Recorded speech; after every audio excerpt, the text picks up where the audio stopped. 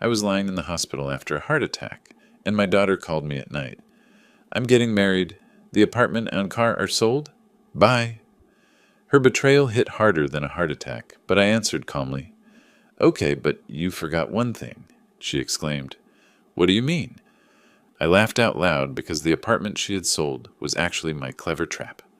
Before we continue, please subscribe to the channel and let us know where you're listening in the comments. The antiseptic smell burned my nostrils as consciousness crept back. Heart monitor, beeping steadily. V-tube tugging at my left arm every time I shifted. 2 days since the attack, and sleep still came in fragments between nurse visits and chest pains. The phone's shrill ring cut through the silence like a blade. AM. Who calls a heart patient at this hour? My hand trembled, reaching for the receiver, IV line restricting my movement. The plastic felt cold against my ear. Dad, it's me. Mary's voice, not the warm tone I remembered from years past, but something distant. Clinical. Sweetheart, relief flooded through me despite the coldness. Are you okay? It's so late. I'm calling to let you know I'm getting married tomorrow. The words hit harder than the heart attack had.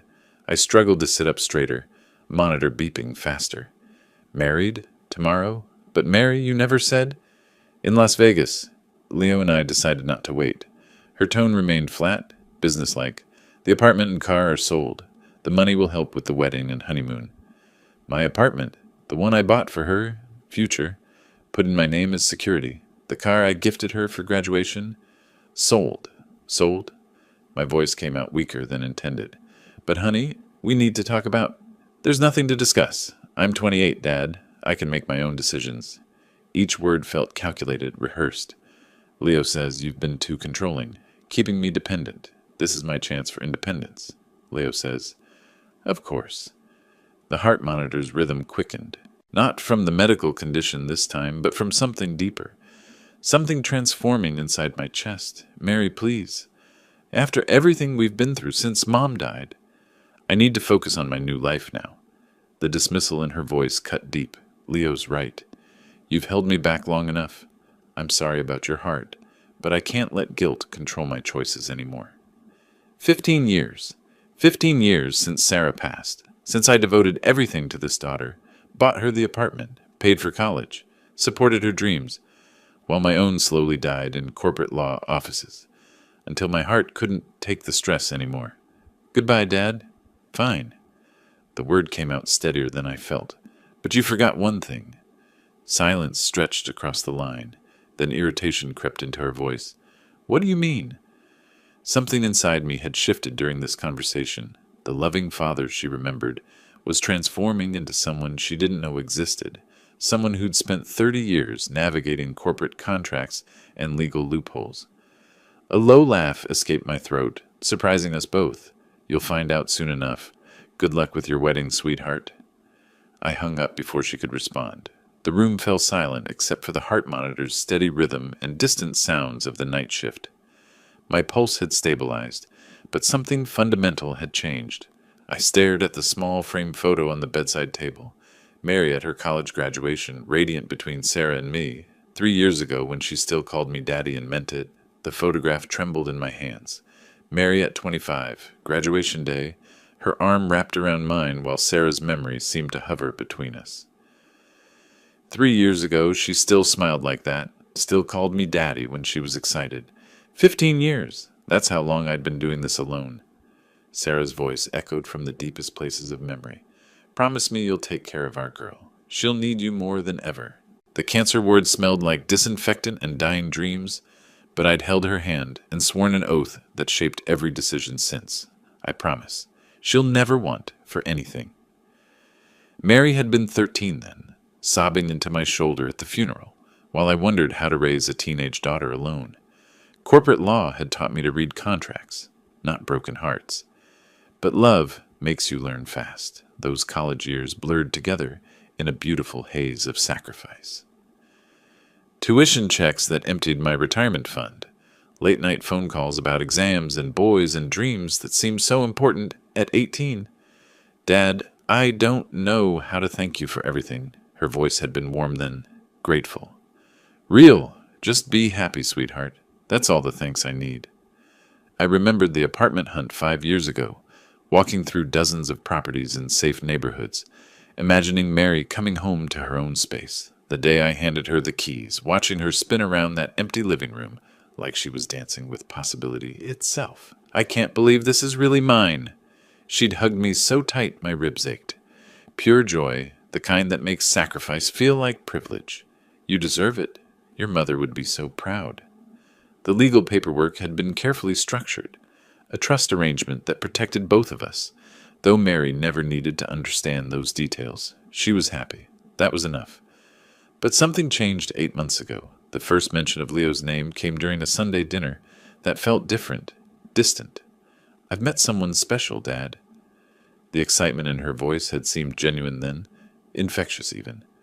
I'd been happy for her, ready to welcome another person into our small family.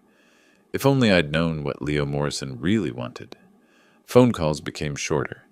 Sunday dinners turned into quick coffee meetings, then excuses about being busy. Mary's laughter grew rare, replaced by defensive silences whenever I asked about her life. "Dad, you need to stop being so involved in my life."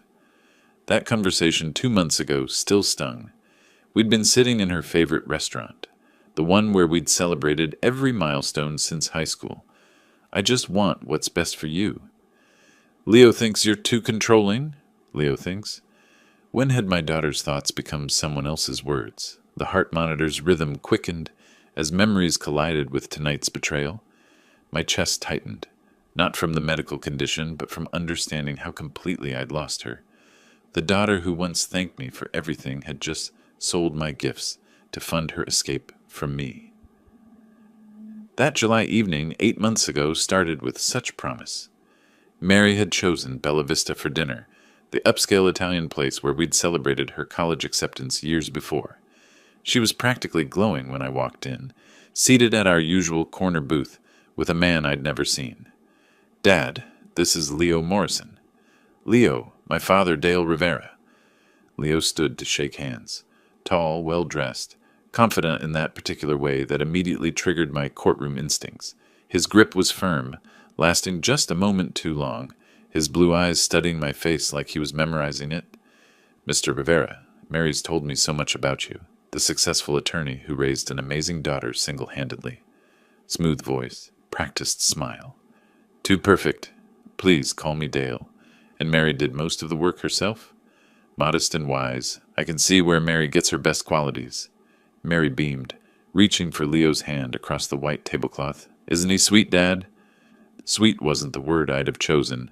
Calculating, maybe.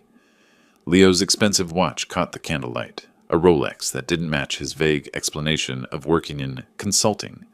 His suit was tailored, his shoes Italian leather. Either consulting paid incredibly well, or Leo had other sources of income. "What line of work are you in exactly?" I asked, settling into my seat. "I help people optimize their opportunities. Strategic planning, you might say." Mary jumped in before I could press further. "Leo's being modest. He's brilliant with strategy and investments." That wasn't really an answer, but Mary's enthusiasm made it difficult to push. Leo seemed to sense my skepticism, leaning forward with practiced sincerity. "Dale, you've done an incredible job with Mary. I have to ask, though, don't you think you've been almost too generous? Some people might take advantage of such kindness." The comment hit like a calculated punch. Was he suggesting Mary was taking advantage of me, or was this some kind of test? "Mary's apartment is beautiful, by the way," Leo continued smoothly. "You have excellent taste in real estate investments." There it was, interest in the apartment. My lawyer brain started cataloging red flags. Mary squeezed Leo's arm proudly. "Dad found the perfect place for me. I'm so lucky."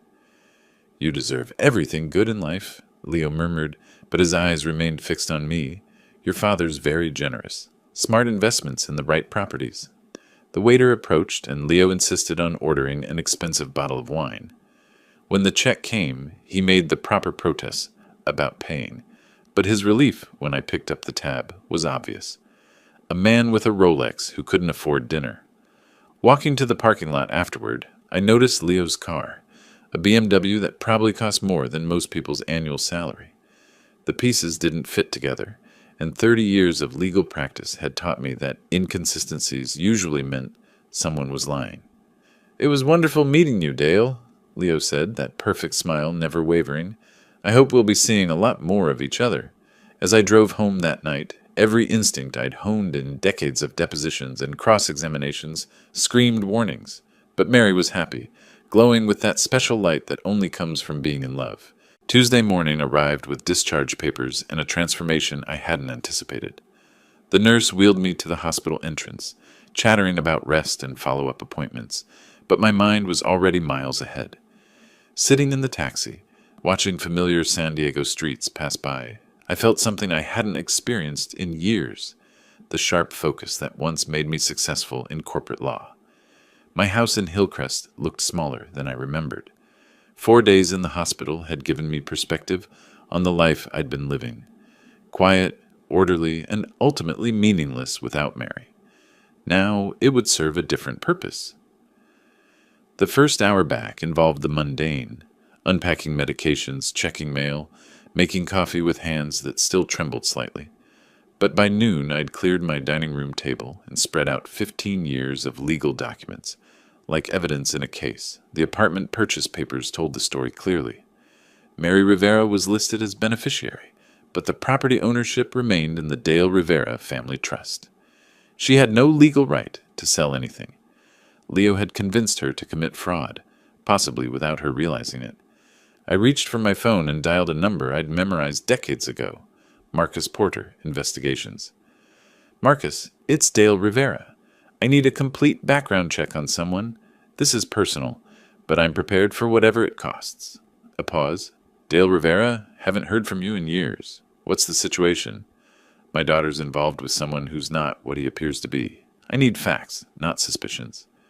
Marcus had worked with my law firm on dozens of cases. Divorce settlements, corporate espionage, insurance fraud.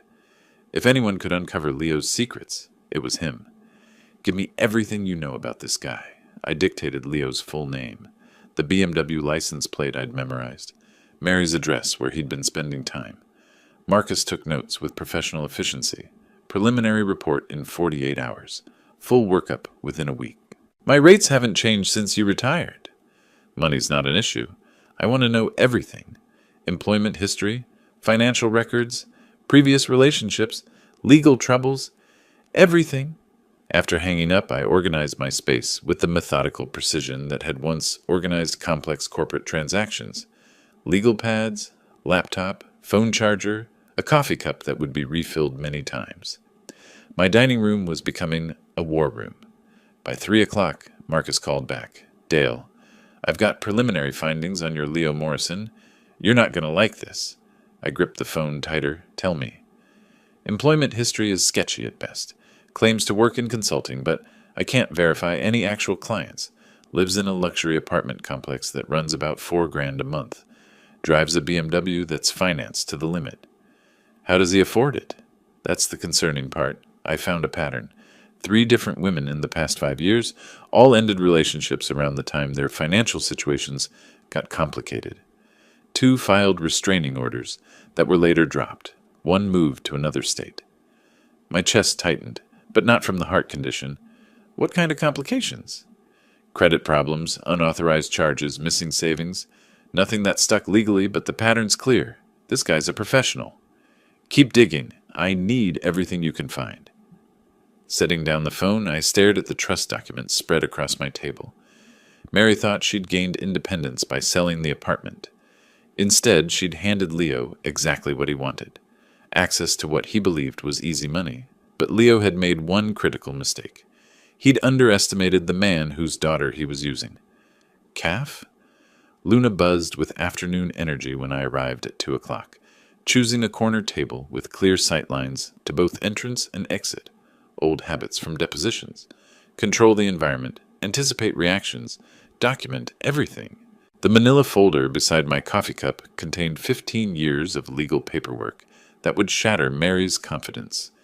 She walked in 10 minutes late, wedding ring catching the light like a declaration of war. Designer handbag, expensive shoes, the confident stride of someone who believed she'd won. The transformation from my loving daughter to this stranger still took my breath away. "Thank you for coming, Mary.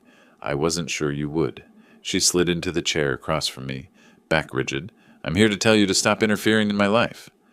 Leo and I are married now. Married. The word hung between us like a weapon. About that, and about the apartment sale, we need to discuss some legal issues. There are no legal issues. Her voice carried Leo's arrogance. Everything's been handled properly. I opened the folder with deliberate precision, removing documents that had been filed away since she was 23. Mary, I need to show you something. These are the original papers from when I bought your apartment. I don't care about old paperwork. I sold it. It's done. Look at the ownership structure. I turned the deed toward her, my finger pointing to specific language. See this section about trust beneficiary versus legal ownership? Mary leaned forward reluctantly, scanning text she'd never bothered to read. What are you talking about? The apartment was never legally yours to sell. It's held in the Dale Rivera Family Trust, with me as trustee and you as beneficiary. You can live there, but you cannot sell it without my written consent. The color drained from her face. That's impossible. I have the deed. You have a beneficiary document, not an ownership deed. There's a significant legal difference. I pulled out additional paperwork. Trust establishment documents, legal correspondence, title insurance policies. The sale you completed was legally void. Her hands shook as she examined the papers. You're lying. Leo checked all the paperwork. Leo isn't a lawyer. He wouldn't recognize trust structures or understand property law. Each word was measured. Professional. This arrangement is completely legal and fairly common in estate planning. This can't be right. Mary's voice cracked. I signed papers. Money changed hands. The buyers will discover the title defect within weeks. Their lawyers will demand their money back. The escrow company will reverse the transaction. She stared at the documents like they were written in a foreign language. Why didn't you tell me about this trust thing? Because I trusted you to discuss major financial decisions with me before acting. I established this structure to protect your interests, not to control you. Mary's phone buzzed. She glanced at it quickly. Probably Leo wondering about our meeting. Leo says you've been manipulating me my whole life. Leo says many things. I gathered the papers methodically. Has he shown you documentation of his consulting business? Client contracts? Tax returns? That's none of your business. Everything about Leo Morrison is my business now. The professional mask slipped just enough to let her see the fury underneath. You gave a stranger access to what he believed was $500,000 in real estate equity. He's my husband. He's a fraud investigator's dream case. I closed the folder. Decision made. But you'll figure that out soon enough. Mary stood abruptly, chair scraping against floor. I won't let you destroy my marriage. I don't need to destroy anything, sweetheart. Leo's already doing that himself. She stormed toward the exit and then turned back. What happens now? Now you go home and tell your husband that his payday just evaporated. Then we'll see what kind of man you really married. The next morning I organized my dining room like a war room. Trust documents in chronological order. Property records cross-referenced. Communication histories with Mary documented and dated. 30 years of legal practice had taught me that preparation wins battles, not passion. My phone rang at 10:30. Marcus Porter, the detective. Dale, I've got more on your Leo Morrison. You're going to want to hear this sitting down. I'm listening. Patterns worse than I initially reported. 5 women over 8 years, not 3. 2 restraining orders. 3 civil suits settled quietly. 1 bankruptcy filing that mysteriously disappeared. This guy's a professional. What kind of professional? The kind who researches targets carefully. Older women, recent widows, financially comfortable but emotionally vulnerable.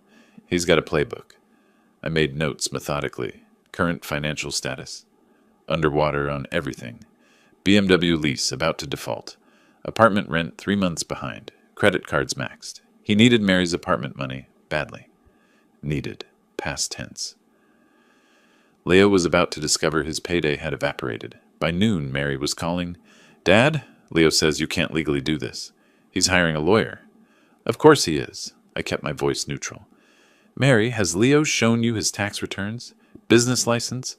Any documentation of his consulting work? Silence, then defensive. We're married. I don't need to see his papers. You just learned you don't legally own the apartment you thought you sold. Maybe it's time to ask some questions. She hung up. At 3 o'clock, a certified letter arrived.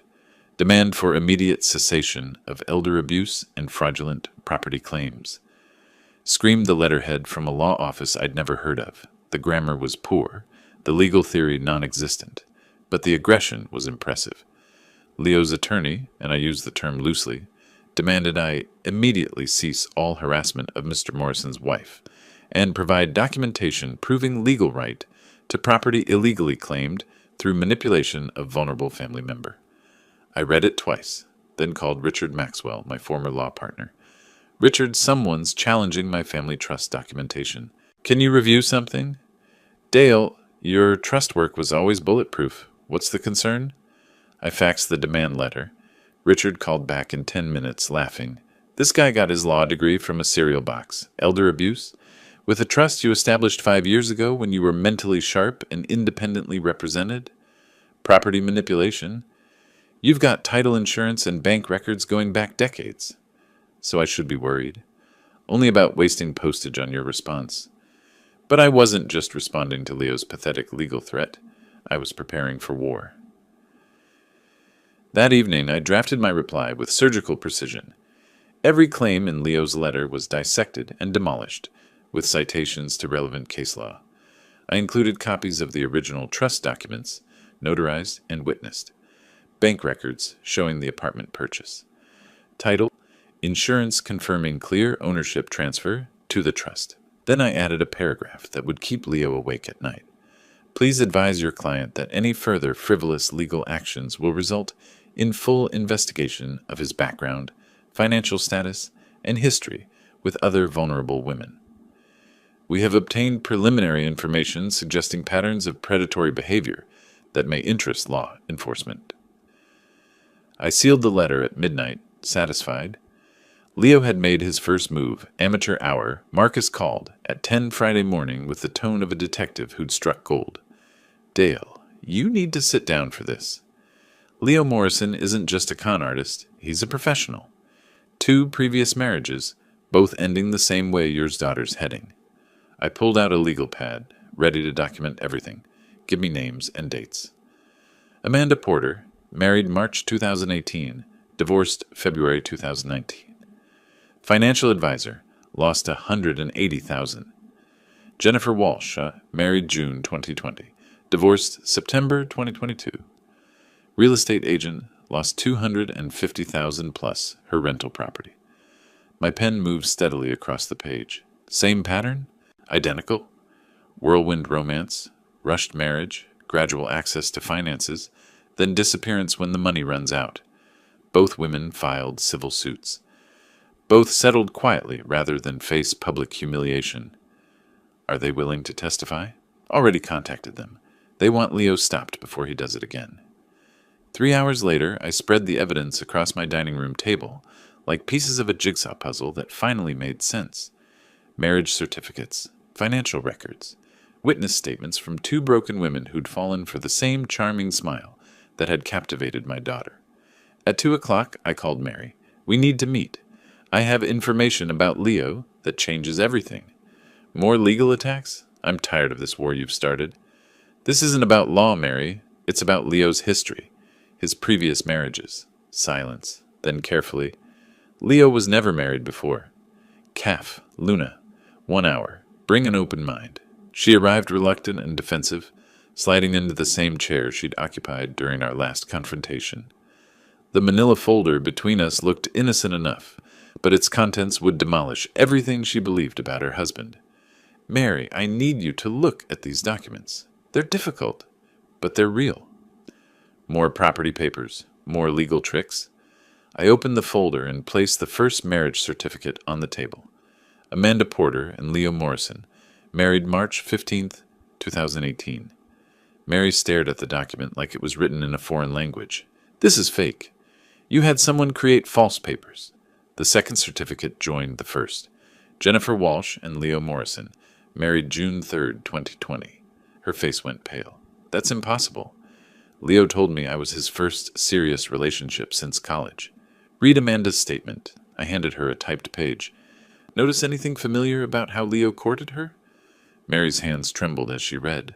I watched her expression change from disbelief to recognition to growing horror. He said the same things to her, word for word, the exact same promises about building a future together. Now read Jennifer's account. This time, Mary's reaction was physical. She pushed back from the table, shaking her head. No, this can't be real. Leo loves me. Leo loved Amanda's financial portfolio, he loved Jennifer's real estate investments, and he loved what he thought was your $500,000 apartment. You're lying. But her voice lacked conviction now. I spread out the financial records, the timeline comparisons, the pattern analysis Marcus had prepared. Amanda lost her life savings. Jennifer had to declare bankruptcy. Both relationships lasted exactly the same time frame, 18 months from meeting to financial devastation. Mary sat frozen, staring at evidence that couldn't be denied. How long have we been together? 8 months, right on schedule for his usual timeline. She looked up at me with eyes that finally understood. I'm not his wife, I'm his third victim. Her phone buzzed. Leo's name appeared on the screen. Don't answer it, I said quietly. 3 days later, I stood outside the Chapel of Eternal Love on the Las Vegas Strip, holding a manila folder that would end Leo Morrison's career as a predator. Marcus had tracked them here through credit card records, Leo's final desperate gambit to legitimize his access to what he still believed was Mary's money. The chapel reeked of artificial romance, plastic flowers, velvet drapes, and the lingering scent of too many rushed weddings. 20 guests filled the small space, mostly Leo's business associates, who had no idea they were witnessing fraud in real time. Mary looked beautiful in her wedding dress, but her eyes held the hollow look of someone acting against their better judgment. Leo stood at the altar in an expensive suit he couldn't afford, eager to complete what he thought would be his biggest score. The officiant cleared his throat. If anyone has reason why these two should not be wed, speak now, or forever. Hold your peace. I stepped forward from the back of the chapel. I have information this bride needs before making this commitment. The chapel fell silent. 20 pairs of eyes turned toward me. Leo's face went white, then flushed with rage. This is a private ceremony, Leo snarled. You weren't invited. Mary, before you sign legal documents, you should know exactly who you're signing with. I walked calmly down the aisle, my folder held like a weapon. Mary stared at me with a mixture of anger and something that might have been relief. Dad, we already discussed this. Leo explained everything. Did he explain Amanda Porter? I opened the folder and placed the first marriage certificate on the altar. Married to Leo Morrison, March 2018. Gasps rippled through the small crowd. Leo lunged forward, trying to grab the document. Those are fabricated. He's trying to destroy us. I calmly placed the second certificate beside the first. Jennifer Walsh, married to Leo Morrison, June 2020. Mary's bouquet trembled in her hands. Leo, you said these marriages never happened. I can explain everything privately, Leo said, his charm cracking. Don't let him manipulate you. But I was already spreading the financial records across the altar, like a prosecutor presenting evidence. Amanda lost $180,000. Jennifer lost $250,000. Both women trusted Leo with their life savings. The wedding guests pressed closer, examining the documents. Leo's business associates were quietly backing toward the exits. Mary, I said gently, read Jennifer's statement. Notice anything familiar about how Leo courted her? With shaking hands, Mary picked up the typed page. As she read, her face crumbled. He used the same words, the exact same promises he made to me. Don't listen to him. Leo grabbed Mary's arm. We can leave right now. Start fresh somewhere else. But Mary was staring at the marriage certificates, the financial records, the pattern that could no longer be denied. You told me I was your first real love. You are. These women meant nothing. Then why did you steal from them? The question hung in the air like an indictment. Leo's mask finally slipped completely, revealing the desperate predator underneath. I never stole anything. They gave me money, willingly. The same way I was going to give you money from selling the apartment? That's different. We're married. What's yours is mine. Mary slowly removed her wedding ring, holding it like it had turned to poison. We're not married yet, and we're not going to be. She walked away from the altar, still in her wedding dress but no longer a bride. Leo called after her, his voice rising to a shout, but she didn't look back. As I followed Mary toward the chapel exit, I heard Leo behind us, still trying to salvage his scheme. But his audience was gone, his credibility destroyed, his perfect plan reduced to public humiliation. 2 days after Las Vegas, my phone rang at 10 in the morning. Mary's name on the screen. The first time she'd called me since the chapel confrontation. Dad? Her voice sounded small, uncertain. I owe you an apology. I set down my coffee, giving her my complete attention. Mary, you don't owe me anything. I'm just glad you're safe. How did you know? From the very beginning, how did you see through Leo when I couldn't? Experience, sweetheart. 30 years of reading people in depositions, and a father's instinct to protect his daughter. There was silence, then a shaky breath. I feel so stupid. All those red flags I ignored because I wanted to believe he loved me. You're not stupid. Leo's a professional. He's done this before, and he'll try to do it again unless we stop him. That afternoon, I activated the most powerful weapon in my arsenal, my professional network. 3 decades of legal relationships, former colleagues now sitting as judges, partners in major firms, prosecutors who owed me favors. Richard Maxwell took my first call. Richard, I need Leo Morrison investigated from every possible angle. Business licenses, tax records, credit history, employment verification, everything. Dale, after seeing those documents you provided, we're already moving. The State Business Licensing Board opened an investigation yesterday. His consulting business? Complete fabrication. No registered clients. No business address.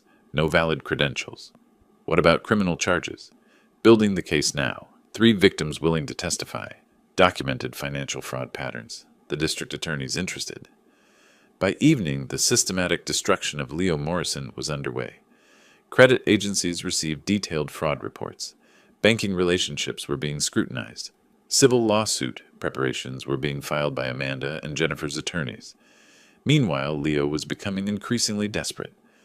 Mary showed me the texts, the voicemails, the escalating attempts to maintain control. Mary, don't let him turn you against me. We can still work this out. Work what out, Leo? She'd responded. The lies, the other wives, the theft? His reply had grown more aggressive. Those documents were fabricated. Your father paid people to create false evidence. Stop. Just stop calling me. But Leo wasn't stopping. Marcus, my detective, reported that Leo had been seen outside Mary's apartment building, testing door handles, asking neighbors about her schedule. He's escalating, Marcus warned during our evening call. Financial pressures mounting. His BMW got repossessed today, and he's 3 months behind on rent. Desperate people do desperate things. I looked out my window at the quiet Hillcrest neighborhood where I'd lived peacefully for 20 years. That peace was about to end. What kind of desperate things? Hard to say. But men like Leo don't just disappear quietly. They need to blame someone for their failures, and right now, you're the target. Mary had changed her locks, removed Leo from any shared accounts, and started therapy to process the psychological manipulation she'd endured. She was reclaiming her life piece by piece, but healing takes time. Leo, meanwhile, was running out of both time and options. That night, my phone rang again. Unknown number, but I recognized Leo's voice immediately. You destroyed my life, old man. You destroyed your own life. I just exposed it. Mary was mine. The apartment was mine. Everything was mine until you interfered. Mary was never yours, Leo. She was your victim, and the apartment was always mine. The line went quiet for a long moment. When Leo spoke again, his voice carried a coldness that made me reach for the security system remote. This isn't over, Dale, though? Not by a long shot. April 1st arrived with news that should have been triumphant. Richard called at 9 in the morning with an update on our systematic campaign against Leo Morrison. Dale, the Business Licensing Board, is investigating. His consulting claims are complete fabrication. No registered clients, no business address, no valid credentials whatsoever. Excellent. What about the criminal referral? That's where things get complicated. Richard's tone shifted. Leo hired competent counsel. Very competent. Daniel Reeves from Morrison & Associates. My confidence wavered. Reeves had a reputation for getting fraud charges dismissed on technicalities. How competent? The kind who finds loopholes in airtight cases. They're challenging everything procedurally. Evidence chain, jurisdiction issues, statute of limitations questions. This could drag on for months. Months. I'd expected weeks. By afternoon, worse news arrived. Marcus, my detective, called with information that made my stomach clench. Dale, we have a problem.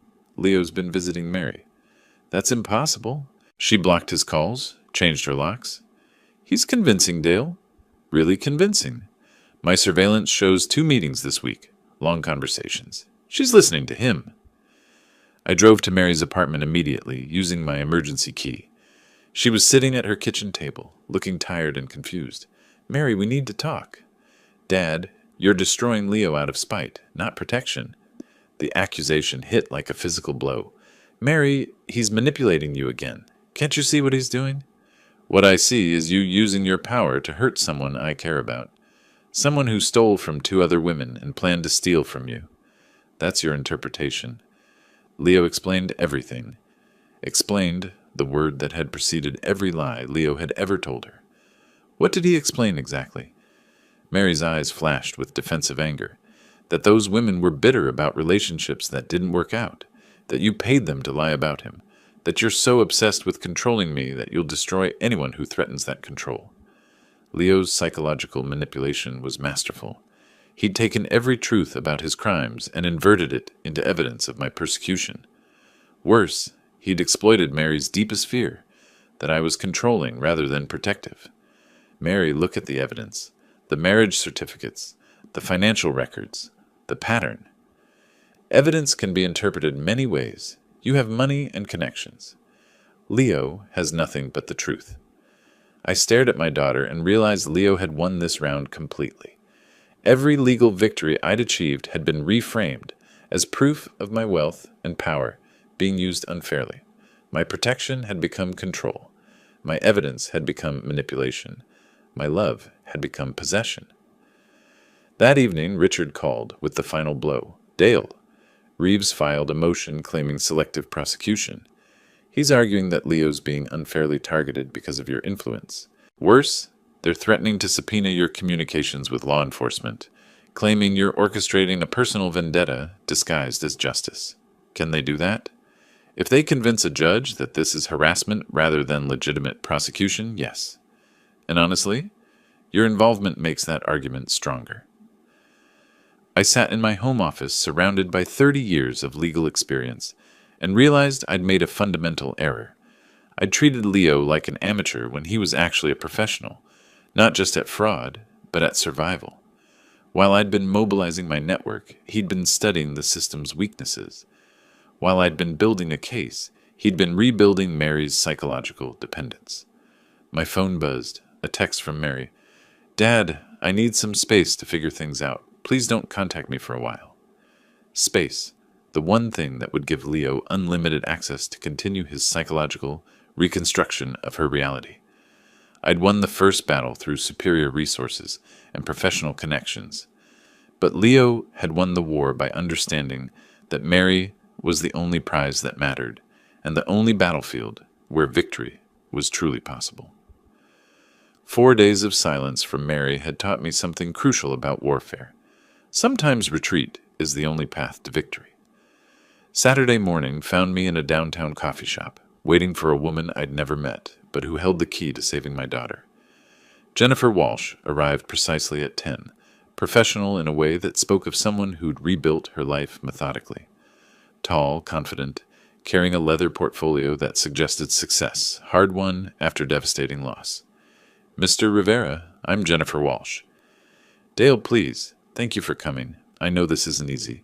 She slid into the booth across from me, her eyes sharp with the intelligence Leo had once exploited. I've been waiting 3 years for someone to ask about Leo Morrison. I want him stopped.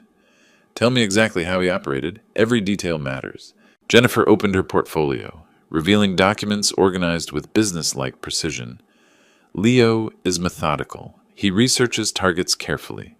Successful women with emotional vulnerabilities.